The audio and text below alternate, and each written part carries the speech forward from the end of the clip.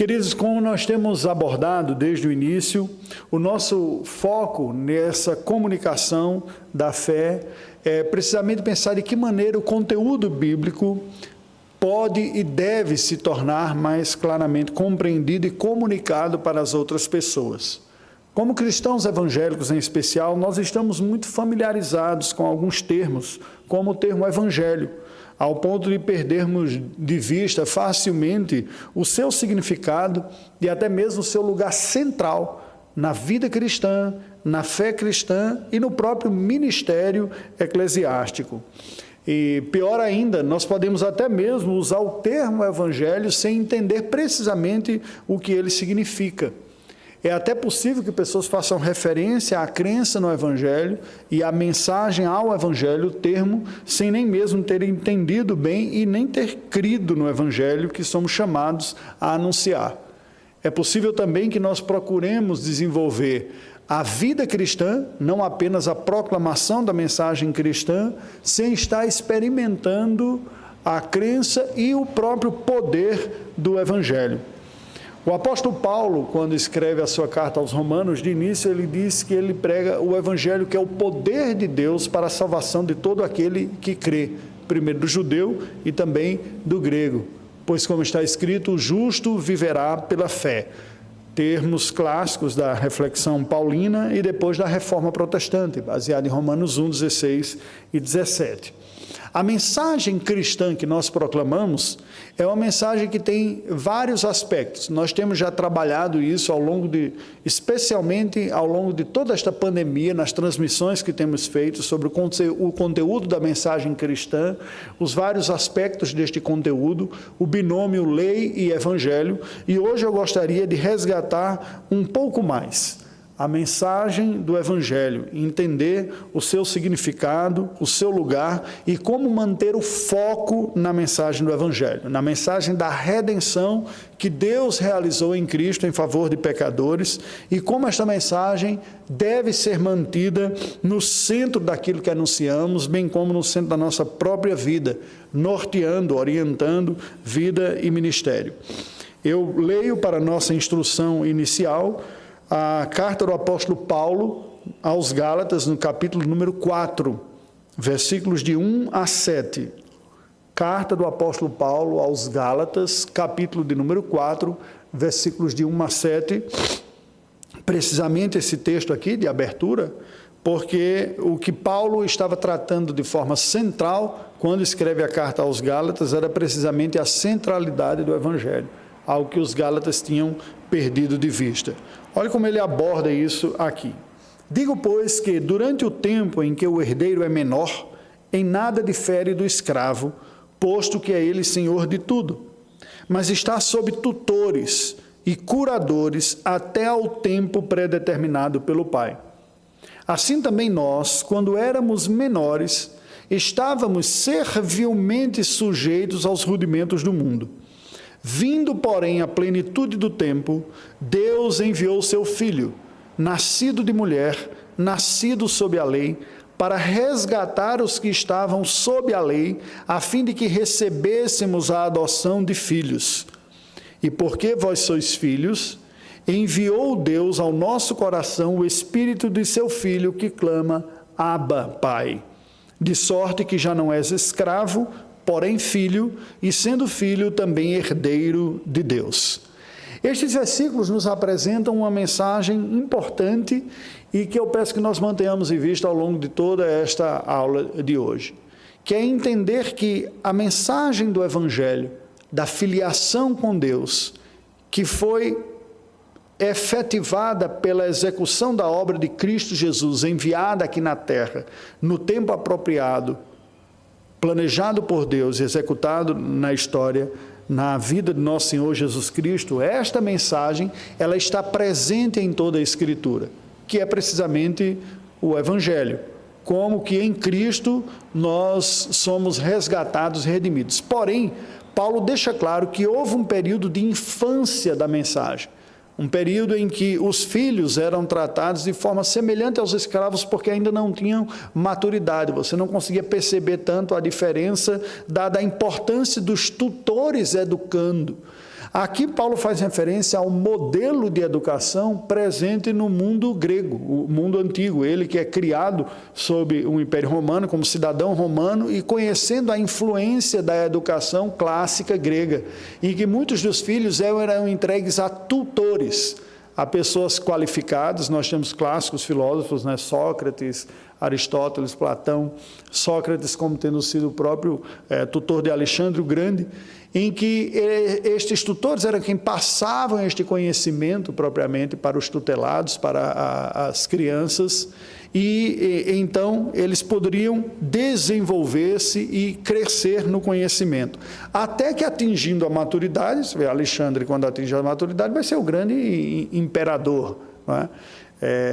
Do mundo, com as suas conquistas sendo feitas como um todo. Bem de propósito, eu não tenho até certeza, fiz a referência de Sócrates aqui, se Sócrates ou Aristóteles, era um dos dois, eu não tenho certeza. O pessoal aí dos universitários, qual deles que foi? Sócrates mesmo, né? Então, Aristóteles que foi o tutor do Alexandre o Grande. Eu tenho a minha turminha aqui para consultar, que eles estão mais versados do que eu na parte da educação clássica.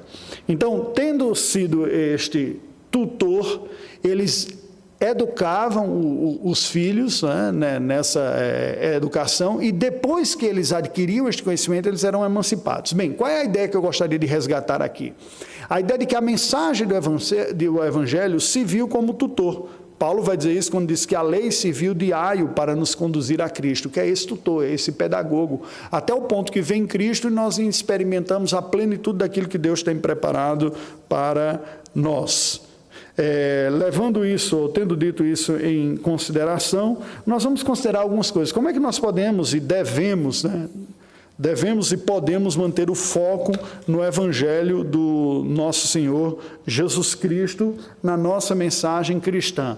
Olhemos primeiro aqui para o próprio Paulo, que escreveu essa carta aos Gálatas. Eu lhe convido a darmos uma olhada em várias passagens da Escritura hoje, para nós seguirmos acompanhando. Você tiver sua Bíblia em casa aí, pegue e vamos manuseá-la. Vamos olhar a própria conversão de Paulo, conforme está descrita no livro de Atos dos Apóstolos, capítulo 9. Atos 9.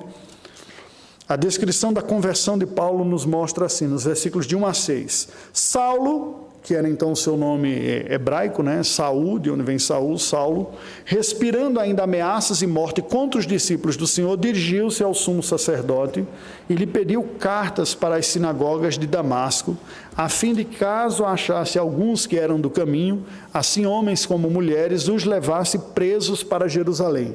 Estou lendo Atos 9, de 1 a 6, agora do 3 adiante. Atos 9, de 3 a 6. Seguindo ele estrada fora, ao aproximar-se de Damasco, subitamente uma luz do céu brilhou ao seu redor. E caindo por terra, ouviu uma voz que lhe dizia: Saulo, Saulo, por que me persegues? Ele perguntou: quem és tu, Senhor? E a resposta foi: eu sou Jesus, a quem tu persegues. Mas levanta-te e entra na cidade, onde te dirão o que te convém fazer. É muito comum nós ouvirmos a explicação sobre essa perseguição de Paulo a Jesus, identificando Jesus com a igreja, uma vez que a igreja é o corpo de Cristo. Mas nós não podemos deixar de considerar também que a perseguição, antes de ser a igreja, era a mensagem pregada pela igreja. A igreja só era perseguida pelo apóstolo Paulo porque ela pregava o Evangelho, que dizia que Deus em Cristo estava salvando pecadores. Era isso que incomodava o judaísmo, que não reconheceu Jesus como Messias. Não era propriamente ter um povo.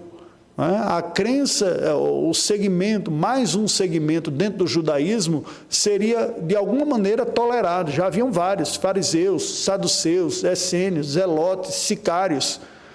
Os nazarenos poderiam se alocar como sendo mais um. O problema é que a mensagem do cristianismo era uma mensagem do Evangelho, quando afirmava que Jesus, Yeshua, é o Messias, Ele é o Salvador e Ele executou a salvação. Era isso que incomodava. Então nós podemos dizer que esta perseguição que Paulo fazia era a igreja, como efeito colateral, por serem os porta-vozes do evangelho. Era a perseguição à própria mensagem do evangelho. Paulo tinha a Bíblia Sagrada, tinha estudado teologia, tinha a Bíblia presente naquela ocasião, porque a essa altura só havia todo o Antigo Testamento, era a palavra de Deus. No entanto, ele estava se colocando contra a mensagem que os cristãos davam desta palavra. E se nós formos refletir aqui, era precisamente o real sentido desta palavra. Preste atenção que isso é importante. É possível, portanto, nós termos a Bíblia, lermos e comunicarmos sem estarmos apresentando aquilo que salva as pessoas. Era o que os judeus estavam fazendo. Jesus diz: vocês examinam as Escrituras porque julgam ter nelas a vida eterna, e são elas que testificam de mim. Contudo, não quereis vir a mim para ter vida. João 5, versículo 39 e 40. Quando Paulo ouve essa mensagem no caminho de Damasco, ele para e ressignifica toda a sua leitura da Bíblia e passa a reinterpretá-la tendo Cristo como foco e o Evangelho como foco. Foi precisamente isso que ocorreu. Veja que isso já ocorre imediatamente em Damasco. Olha os que dizem os versículos de 20 a 22. Atos 9, versículos de 20 a 22. E logo pregava nas sinagogas, Saulo agora, a Jesus, afirmando que este é o Filho de Deus. Ora, todos os que o ouviam estavam atônitos e diziam: não é este o que exterminava em Jerusalém os que invocavam o nome de Jesus? Para que aqui veio precisamente com o fim de os levar amarrados aos principais sacerdotes? Saulo, porém, mais e mais se fortalecia e confundia os judeus que moravam em Damasco, demonstrando que Jesus é o Cristo. Há duas palavras interessantes aqui. Primeiro, confundia. Como é que Paulo confundia os judeus? Pelo segundo verbo. Ele confundia quando ele demonstrava que Jesus era o Cristo. De que maneira ele demonstrava? Pela Escritura Sagrada. Mostrando como a Escritura anunciava o Messias, o Cristo, e como a vida de Cristo foi o cumprimento de tudo isso. Portanto, a mensagem central que Paulo passa a pregar agora, a partir da mesma Escritura que ele cria e pregava antes, é que toda essa Escritura aponta centralmente para a pessoa e obra do nosso Senhor Jesus Cristo. E isso gerava confusão nos judeus que diziam: olha, mas a gente não via isso, você mesmo não pregava isso, mas de fato você está demonstrando estas verdades aqui, e isso gerou tanta confusão. Nos versículos de 26 a 28, no mesmo capítulo, dê uma olhada aí.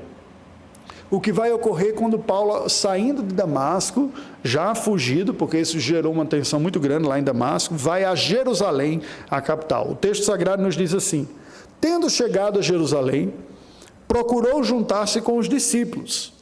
Todos, porém, o temiam, não acreditando que ele fosse discípulo. Mas Barnabé, tomando-o consigo, levou-o aos apóstolos e contou-lhes como ele vira o Senhor no caminho, e como este lhe falara, e como em Damasco pregara ousadamente em nome de Jesus. Estava com eles em Jerusalém, entrando e saindo, pregando ousadamente em nome do Senhor. Então, a confusão e a dúvida agora repousava sobre a cabeça de outros que dizem: mas como assim? Ele saiu aqui para perseguir, agora ele voltou e está pregando ousadamente em nome do Senhor e discutindo. Isso gerou também uma tensão, porque os judeus, novamente, não estavam reconhecendo Jesus como Messias e, portanto, enxergando essa verdade anunciada pelo apóstolo Paulo e cumprindo aqui. Depois que Paulo é preso, quando volta a Jerusalém, já depois de ter feito algumas viagens missionárias, e é apresentada a acusação contra ele de desvio, de heresia, ele faz a sua defesa em Atos capítulo 26, versículos de 12 a 20. Nós lemos ele explicando o que acontece. Ele fala de sua conversão. Em versículo 15, eu leio a partir do 15, ele diz assim: então eu perguntei a Jesus, quem és tu, Senhor? A que o Senhor respondeu: eu sou Jesus a quem tu persegues. Mas levanta-te, palavras de Jesus a Paulo, firma-te sobre os teus pés. Versículo 16, porque por isto te apareci, para te constituir ministro e testemunha, tanto das coisas em que me viste, como daquelas pelas quais te aparecerei ainda, livrando-te do povo e dos gentios para os quais eu te envio, para lhes abrires os olhos e converteres das trevas para a luz e da potestade de Satanás para Deus, a fim de que recebam eles a remissão de pecados e herança entre os que são santificados pela fé em mim. E aí Paulo diz, pelo que, ó rei Agripa, não fui desobediente à visão celestial, mas anunciei primeiramente aos de Damasco e em Jerusalém, que nós acabamos de citar, e por toda a região da Judeia e aos gentios, que se arrependessem e se convertessem a Deus, praticando obras dignas de arrependimento. O que é que nós vemos aqui? Quando Paulo vai falar em sua defesa, ele conta a sua história, conta como ele foi convertido pelo próprio Deus, e conta mais ainda qual foi a mensagem de Jesus para ele. Ele diz, você vai a partir de agora anunciar o que você ouviu de mim, o que eu ainda vou lhe mostrar, as minhas obras, para desta maneira, através desta mensagem, as pessoas tenham os seus olhos espirituais abertos, saiam da escuridão, do domínio do diabo, de Satanás, para Deus, e encontrem a remissão dos pecados, ou seja, a quitação da sua dívida diante de Deus, o perdão dos pecados, sejam santificados pela fé em mim. Olha como o Evangelho, aquilo que Jesus fez, está no centro do ministério e da vida do próprio apóstolo Paulo. Paulo vai fazer uma explicação, vai apresentar uma explicação da condição espiritual daqueles que entram em contato com a Escritura, mas não creem no Evangelho, como uma situação de cegueira. É assim que ele descreve os judeus em 2 Coríntios 3, versículos de 12 a 18. Ele vai dizer que eles estão como que um véu sobre a face. No versículo 14 em especial, 2 Coríntios 3, de 14 adiante, ele diz, mas os sentidos deles se embotaram, pois até o dia de hoje, quando fazem a leitura da antiga aliança, o mesmo véu permanece, não lhes sendo revelado que em Cristo é removido. Mas até hoje, quando é lido Moisés, o véu está posto sobre o coração deles. Quando, porém, algum deles se converte ao Senhor, o véu lhe é retirado. Ora, o Senhor é Espírito, e onde está o Espírito do Senhor, aí a liberdade. E todos nós, com o rosto desvendado, contemplando como por espelho a glória do Senhor, somos transformados de glória em glória na sua própria imagem, como pelo Senhor, o Espírito. Paulo está falando sobre os judeus, mas depois, como nós veremos, esta realidade se aplica a todo ser humano que entra em contato com a Escritura, mas não tem a fé na obra do nosso Senhor Jesus Cristo. Essa pessoa permanece cega. Ela pode ler a Bíblia, ela pode tirar lições, ela pode reconhecer algumas falhas, pode reconhecer aquilo que Deus exige da vida delas, qual é o padrão moral de Deus, ou o padrão espiritual, mas sem Cristo, essa pessoa permanece sem solução para a sua dificuldade. Por isso que o Evangelho se torna o tema central. Veja, tendo demonstrado isso, como em Paulo, depois que ele reconhece que Jesus é Senhor, todas as coisas são realocadas, a sua teologia, a sua interpretação da Bíblia, a própria leitura da Bíblia, vamos dar uma olhada como o próprio Senhor Jesus Cristo fez isso. Na estrada que leva a Emaús, conforme está registrado em Lucas capítulo 24, nós vemos uma conversa de Jesus com os discípulos, aqueles que vão. Vale a pena você ler depois em casa toda esta narrativa que vai do versículo 13 até adiante, até o 35. Eu vou destacar apenas 3 daqui. O Senhor Jesus conversando com os discípulos, versículos de 25 a 27. Ele chega, se aproxima e diz, olha, o que está acontecendo? Com o que é que vocês se preocupam à medida que estão caminhando? Vocês parecem entristecidos. E aí os discípulos vão dizer, você é o único que não está sabendo o que aconteceu nesses dias, aqui em Jerusalém? E ele diz, o que foi que aconteceu? E eles passam a narrar para o próprio Jesus, sem reconhecê-lo, está escrito a partir do versículo 19 aqui, o que ocorreu com ele. não é? A esperança que eles tinham de que ele, como profeta, viesse, trouxesse a restauração do reino, e ele falava as palavras de Deus, ou seja, reconhece algumas coisas sobre Jesus, o que é verdadeiro. Presta atenção que isso é importante. Não são poucas pessoas que estão na condição desses discípulos. Até reconhece que Jesus tem palavra de Deus para a sua vida, de que ele operou muitas coisas, mas não sabem relacionar o evento de Cristo, o ministério de Cristo, com a centralidade do que Deus tem para a sua própria vida. Por isso eles estavam abatidos, não tinham compreendido o sentido de tudo aquilo, nem mesmo da ressurreição, não conseguiam enxergar a centralidade disso da mensagem cristã. E aí o curioso são as palavras de Cristo, versículos de 25 a 27.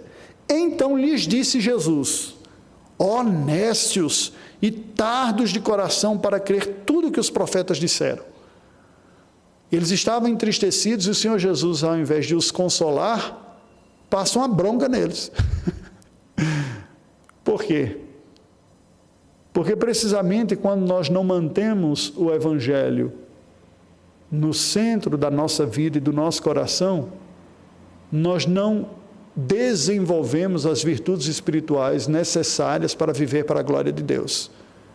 Sem o Evangelho, há o abatimento, a desesperança, ou por outro lado, o orgulho, a prepotência. Pela consciência das próprias falhas, pode vir o abatimento. Pela falta de consciência dela, pela dureza, o orgulho. É o Evangelho que salva o homem, que cura o homem, que o mantém no caminho do Senhor. Por isso que Cristo nos exorta. Ele diz, está lá.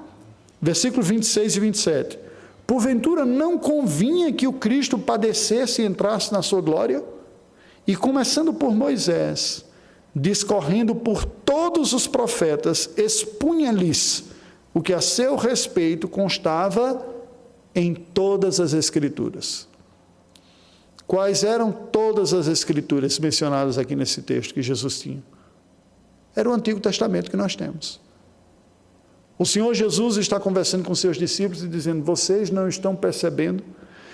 Veja mais uma vez, fazendo referência ao texto de Gálatas que nós falamos anteriormente. Estas verdades, elas não estavam, isso é importante nós entendermos, absolutamente claras e explícitas como estão agora para nós na nova aliança, mas estavam lá, estavam em promessas, estavam em tipos, estavam em simbologia, estavam nas histórias, estavam nos atos de Deus, toda vez que Deus agia para socorrer o povo, para livrar, para prover a necessidade, estava nos sacramentos do Antigo Testamento, estava nos sacrifícios, estava em todo o tabernáculo. Não é à toa que Jesus vai fazer referência a si mesmo, ligando com vários aspectos da lei cerimonial do Antigo Testamento. Eu sou a luz, o candelabro, eu sou o pão, o maná que era mantido, eu sou a porta através da qual se entra. O tabernáculo apontava em vários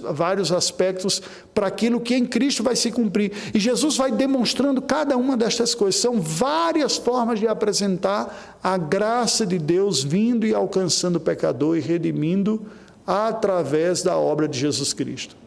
Ele mesmo é anunciado por João o Batista, dizendo, esse é o Cordeiro de Deus que tira o pecado do mundo.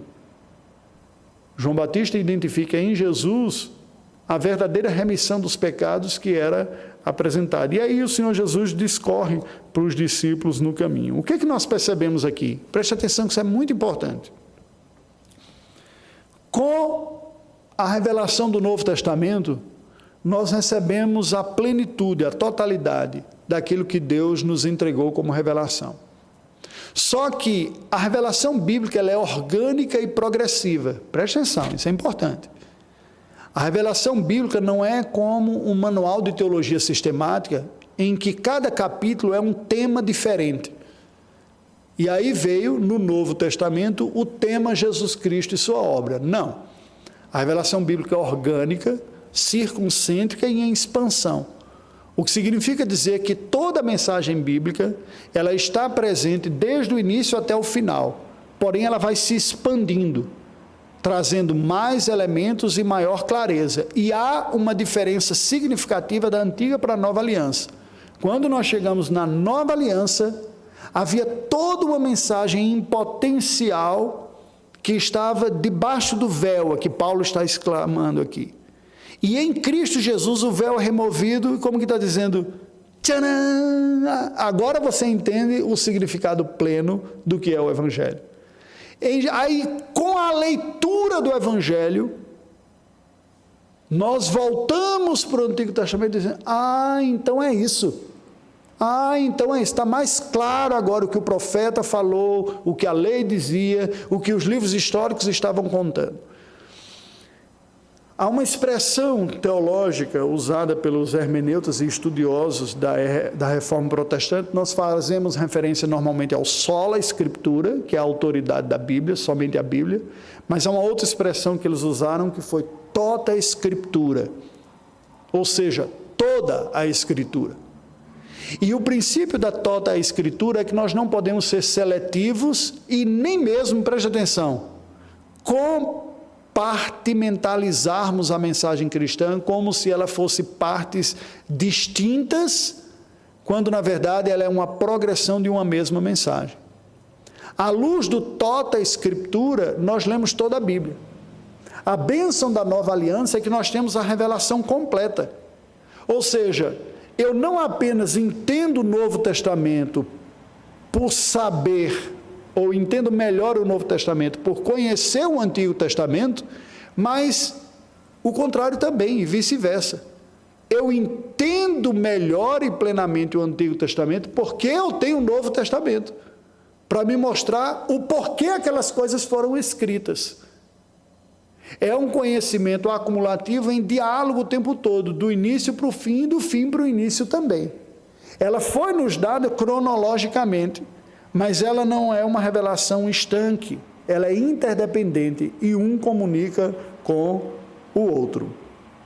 Bem, isso nos faz levar para o outro ponto, que é precisamente isso que eu estou propondo para vocês, que é olhar para a mensagem do Evangelho como sendo o mistério revelado. Aquilo que não estava tão claro, que Deus manteve em suspense, como uma surpresa para ser demonstrado de forma clara e evidente apenas após a vinda do seu Filho Jesus Cristo. Haviam indícios, haviam sinais, mas eles só foram revelados na sua plenitude depois. Veja o que diz Colossenses, capítulo 1, versículos de 24 a 29. Colossenses, capítulo 1, versículos de 24 a 29. Agora me regozijo nos meus sofrimentos por vós. Preencho o que resta das aflições de Cristo na minha carne a favor do seu corpo, que é a igreja, da qual me tornei ministro de acordo com a dispensação da parte de Deus, que me foi confiada a vosso favor, para dar pleno cumprimento à palavra de Deus. Aí Paulo diz, versículos 26, adiante. O mistério que estivera oculto dos séculos e das gerações, agora, todavia, se manifestou aos seus santos. Estava oculto, escondido, debaixo do véu. Aos quais Deus quis dar a conhecer qual seja a riqueza da glória deste mistério entre os gentios. Porque na antiga aliança, a revelação era basicamente para os judeus, não exclusivamente, mas prioritariamente. E o conceito de povo de Deus estava muito ligado à descendência de Abraão. Em Cristo Jesus, isto é descortinado e aberto para todos. Qual é o mistério? Ele diz, isto é, Cristo em vós a esperança da glória. Este é o mistério. A plenitude da bênção do Evangelho, da Boa Nova, e não estou falando aqui cronologicamente, como se referindo apenas à mensagem da Nova Aliança, mas a Boa Nova que já foi anunciada no jardim, o descendente da mulher vai esmagar a cabeça da serpente. Esta Boa Nova. Esta plenitude, ela só se torna explícita e escancarada agora em Cristo Jesus, que é o quê? Em Cristo Jesus, todos os povos têm acesso a esta graça e Deus está resgatando gente de todos os povos. É o próprio Jesus Cristo entre os povos, nas pessoas, de todo lugar, a esperança da glória. Aí Paulo continua, versículos 28 e 29 de Colossenses 1. O qual nós anunciamos, advertindo a todo homem e ensinando a todo homem em toda sabedoria, a fim de que apresentemos todo homem perfeito em Cristo.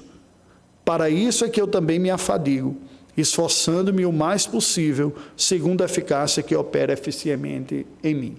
É este o mistério de que a restauração da humanidade, a restauração do homem caído em pecado se estende a todos os grupos humanos, e isso só é possível pela pessoa de Jesus Cristo e pela sua obra. É este o mistério que estava oculto. Paulo vai escrever sobre isso novamente em Efésios capítulo 2, versículos de 19 a 22, Efésios 2, de 19 a 22, ao descrever a igreja assim: assim já não sois estrangeiros e peregrinos, mas concidadãos dos santos e sois da família de Deus. Olha a igreja, o povo de Cristo, na nova aliança, o que é? A igreja constituída agora de pessoas vindo de toda tribo, povo e nação, não apenas de judeus e gentios. Ele diz: vocês não são mais estrangeiros, fazendo uma alusão àquela imagem clara que o judeu tinha de que eles foram estrangeiros, refugiados lá no Egito, mas no reino de Deus nenhum cristão é estrangeiro. E mais, ele diz não apenas estrangeiro e peregrino, fazendo alusão ao período de peregrinação pelo deserto até chegar na terra prometida, que o Novo Testamento e a carta aos Hebreus claramente identifica como a trajetória de migração espiritual de todo o povo de Deus, saindo da escravidão do pecado, o Egito, para a glória que nos está reservada, a nova Canaã, né? Fazendo essa referência. Ele diz: vocês não são mais peregrinos, mas concidadãos dos santos, ou seja, tem uma cidadania espiritual.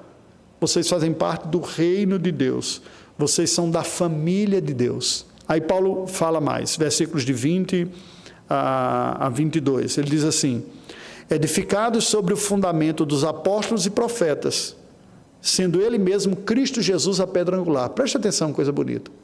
A igreja de Deus, o povo de Deus, está edificada sobre um fundamento que foi lançado por apóstolos, revelação do Novo Testamento, e profetas, revelação do Antigo Testamento. Qual é o fundamento? Diz Paulo: Jesus Cristo, a pedra angular. Cristo anunciado no Antigo Testamento, anunciado sob véu, sob formas, sob tipos, sob ritos, sob histórias, sob eventos, sob ações de Deus divino alcançando pecadores, perdoando e renovando sua graça presente. Algo que depois fica claro de gente, tudo isso convergia para uma pessoa e uma obra: Cristo. Os judeus tinham uma esperança do Messias que viria e fazia, mas quando o Messias aparece, ele não apenas diz: eu sou o Messias que estou cumprindo. Lembra que João Batista, quando está preso, tem uma certa dúvida e manda os discípulos dizendo: pergunta para ele se ele é mesmo o Messias. E Jesus diz: fala para ele que os coxos andam, os paralíticos têm a vida restaurada, os cegos têm a vista restaurada, aos pobres é falado o Evangelho, e a série de ações que ele está dizendo: essas são as credenciais do Messias. Sou eu. Eu não sou apenas aquilo que vocês já esperavam, mas eu sou mais. A mim convergem tudo que vocês já sabiam e liam. É isso que Jesus está explicando. E Paulo aqui também. E novamente ele vai falar em vários momentos na sua carta aos Efésios sobre o mistério. Leio Efésios capítulo 3 agora, versículos de 3 a 6. Olha o que ele diz. Efésios 3, de 3 a 6. Pois segundo uma revelação me foi dada a conhecer o mistério, conforme escrevi há pouco resumidamente. Pelo que quando ledes, podeis compreender o meu discernimento do mistério de Cristo, o qual em outras gerações não foi dado a conhecer aos filhos dos homens, como agora foi revelado aos seus santos apóstolos e profetas no Espírito, a saber que os gentios, olha a explicação de qual é, de novo aqui, ele está explicando de novo, a saber que os gentios são co-herdeiros, membros do mesmo corpo, e coparticipantes da promessa em Cristo Jesus, por meio do Evangelho. Qual é o mistério que é revelado plenamente em Cristo? Que Deus está alcançando pessoas de todo o mundo através da obra de nosso Senhor Jesus Cristo. Este é o Evangelho, é este mistério revelado. Quando nós estudamos a teologia, na disciplina da hermenêutica, há 2 conceitos que eles falam, importante para nós considerarmos em toda mensagem bíblica, toda passagem que nós vamos estudar para pregar.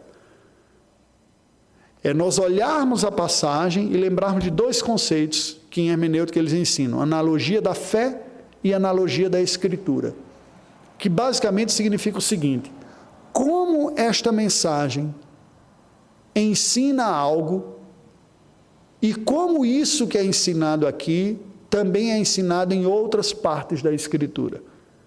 Ela não é isolada. Portanto, a mensagem cristã que nós proferimos, um texto que nós explicamos, uma pregação expositiva, ela não é apenas aquela parte, mas aquela parte é parte de um todo, ela está relacionada a um conteúdo de fé, analogia da fé. Ela está relacionada a um texto que foi dado mais amplo, analogia da Escritura.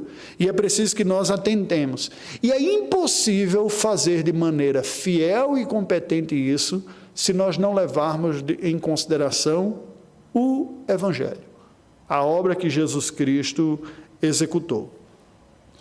Nós podemos dizer, avançando um pouco mais, que esta operação na nova aliança, que é o ministério do Evangelho, ela tem diferentes abordagens, mas uma mesma mensagem.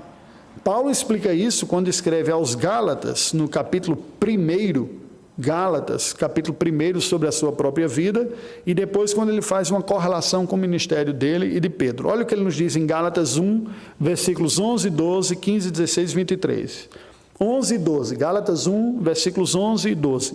Faço-vos, porém, saber, irmãos, que o evangelho por mim anunciado não é segundo o homem, porque eu não recebi nem aprendi de homem algum, mas mediante revelação de Jesus Cristo. Presta atenção que isso é importante.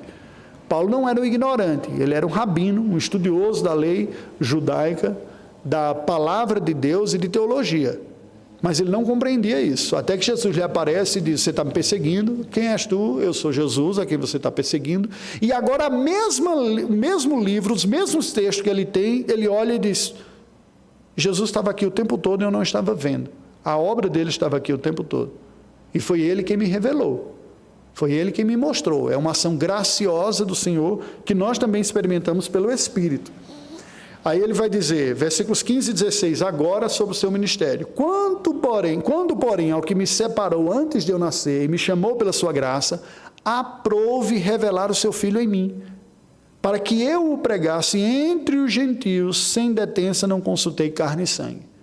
Ele não apenas se revelou a mim, mas me escolheu para que eu o anunciasse àqueles que não conhecem, aos outros, aos gentios. E no versículo 23 ele diz: ouviam somente dizer, aquele que antes nos perseguia, agora prega a fé que outrora procurava destruir.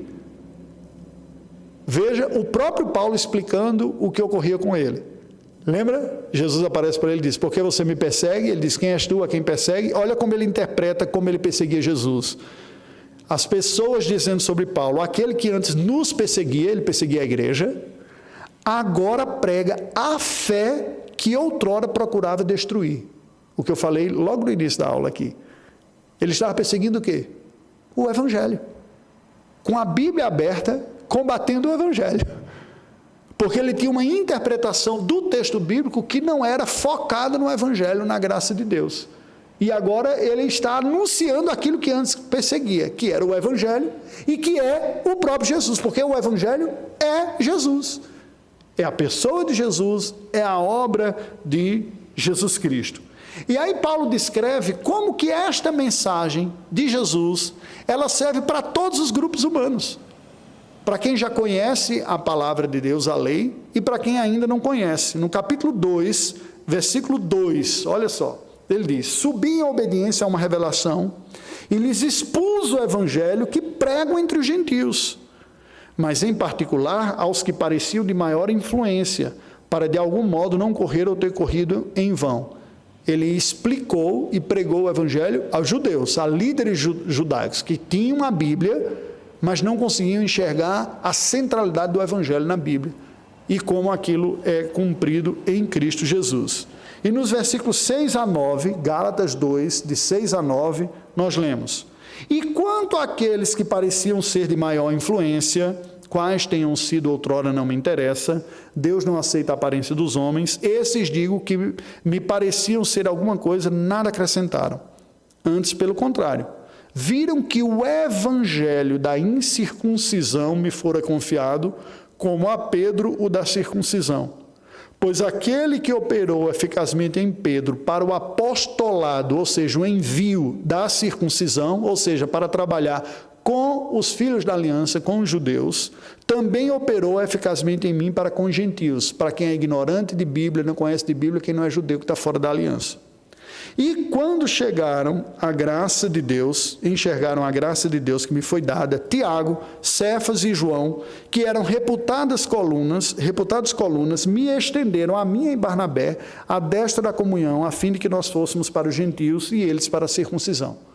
Resumindo, o que é que Paulo está dizendo aqui?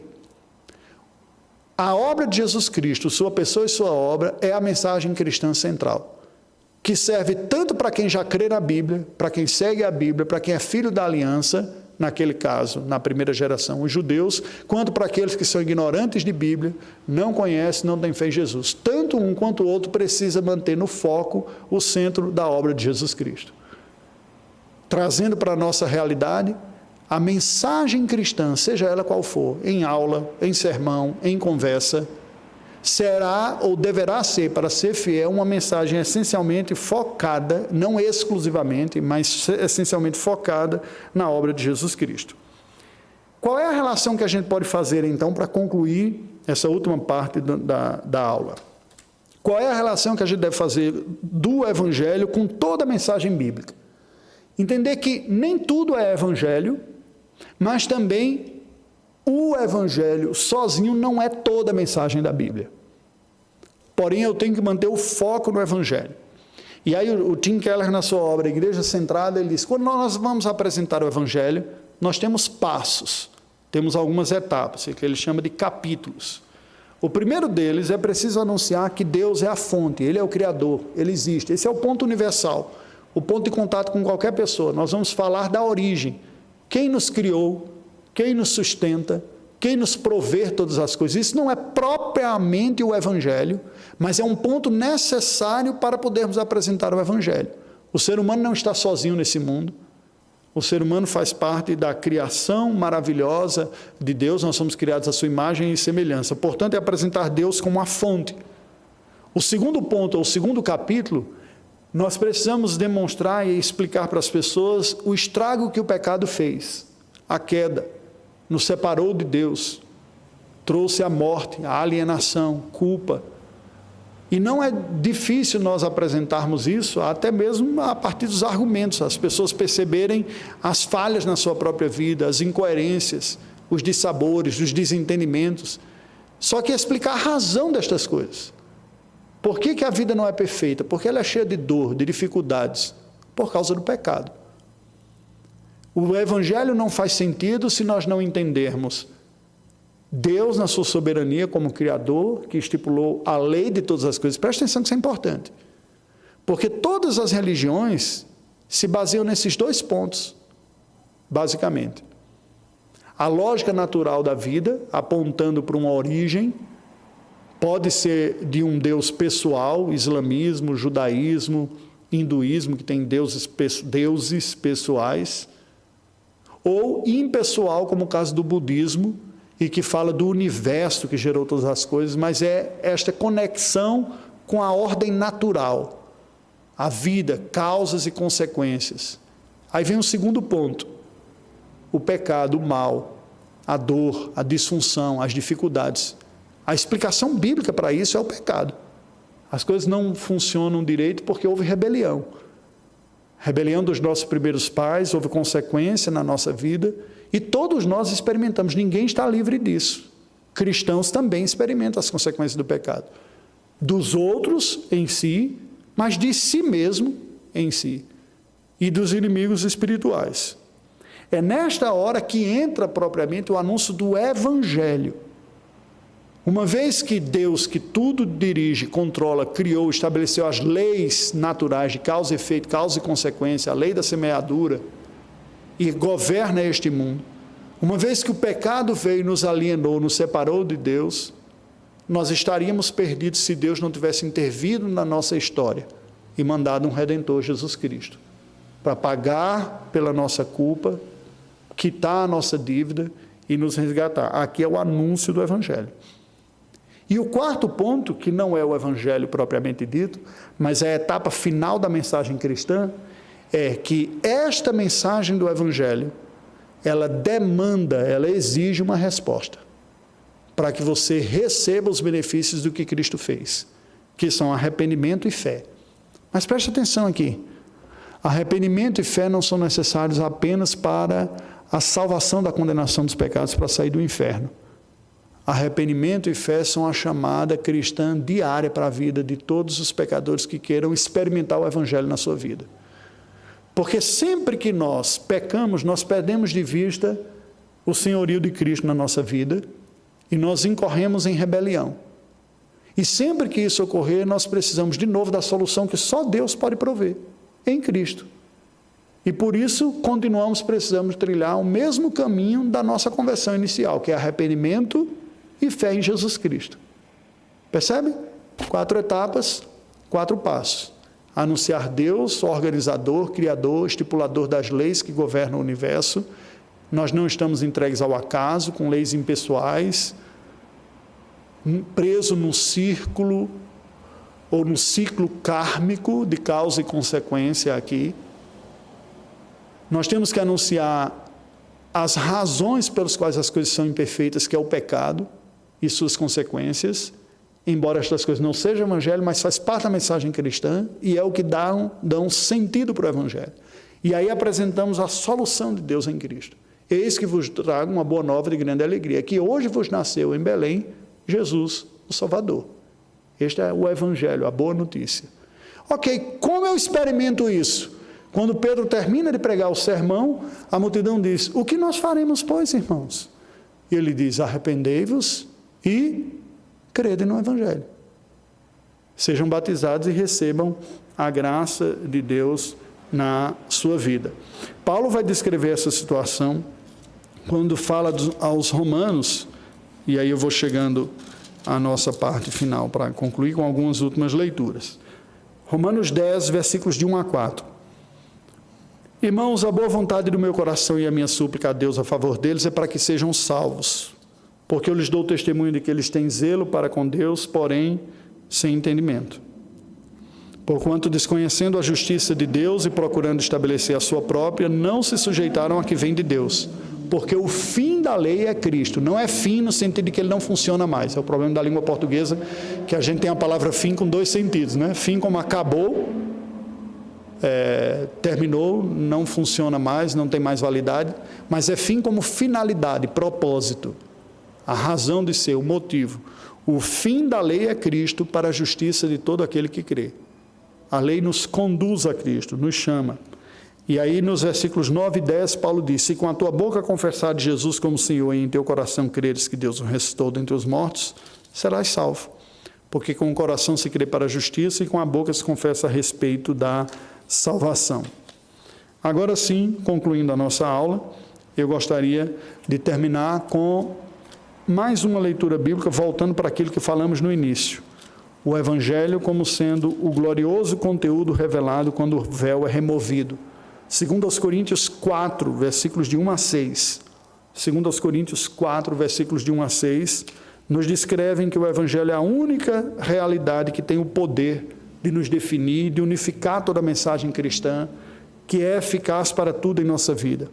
Qualquer outra realidade que nós abracemos, doutrina, identidade, motivação, satisfação, denominação, esforço, ela não pode se tornar mais importante do que o Evangelho no nosso coração, senão vai roubar o nosso vigor espiritual e não tem o poder de redenção. O Evangelho é o relato da graça e da obra de Deus em Cristo a nosso favor.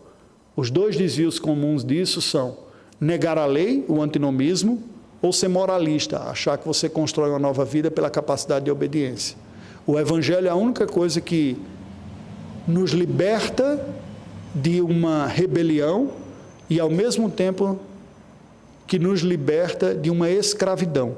não só rebelião, como escravidão. E Paulo diz assim, e eu termino com a leitura de 2 Coríntios 4, versículos de 1 a 6. Pelo que, tendo este ministério, segundo a misericórdia que nos foi feita, não desfalecemos. Pelo contrário, rejeitamos as coisas que por vergonhosas se ocultam, não andando com astúcia, nem adulterando a palavra de Deus. Antes nos recomendamos à consciência de todo homem, na presença de Deus pela manifestação da verdade. Agora atente aos versos 3 a 6. Mas se o nosso evangelho ainda está encoberto, é para os que se perdem que está encoberto, nos quais o Deus deste século cegou o entendimento dos incrédulos, para que lhes não resplandeça a luz do evangelho da glória de Cristo, o qual é a imagem de Deus. Porque não nos pregamos a nós mesmos, mas a Cristo Jesus como Senhor, e a nós mesmos como vossos servos por amor de Jesus.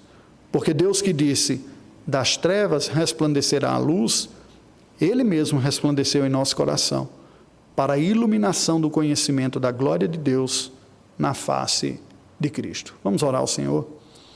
Ó Deus, nós te rendemos graças pela Tua palavra, pela Sua revelação gloriosa, pelo Teu Filho Jesus que Tu nos deste para a nossa redenção, Ele que cumpriu perfeitamente a lei em nosso lugar, Ele que assumiu a nossa humanidade se tornando representante legítimo, Ele que como nosso representante recebeu a pena pelos nossos pecados.